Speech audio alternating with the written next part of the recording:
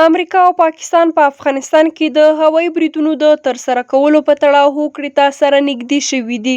د CNN د راپور له مخې امریکا په افغانستان کې د هوایي بریدونو په موخه د پاکستان له حریم د استفادې په تړاو له دغه هیواد سره هوکړې ته نږدې شوې ده.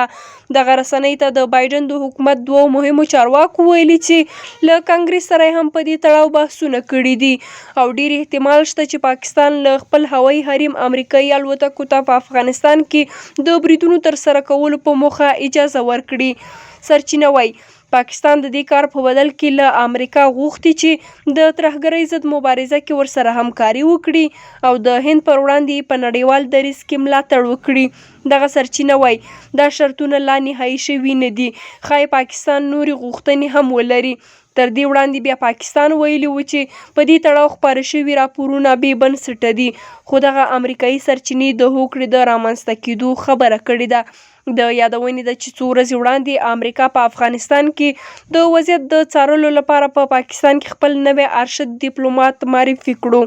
د رویټرز د خبر له مخې د امریکا ولسمشر جو بایډن غواړي په افغانستان کې وضعیت مدیریت کړي چې له امله یې ډونالډ بلوم په پاکستان کې د ځانګړي ارشد دیپلومات په توګه معرفي کړی دی. هغه به دلته رامنځته شوی وضعیت ارزوي او په دې تړاو به د بایډن استازیتوب کوي. ډونالډ تر دې وړاندې په تونس کې د امریکا سفیر و. په دې اړه نور جزئیات نه دي خپاره شوي. امریکا غواړي چې له افغانستان د خپلو سرتیرو تر وتلو وروسته دلته خپله څارنه ډیره کړي او دلته د پیښیدونکو ګواښونو پر وړاندې پر وخت اقدام وکړي.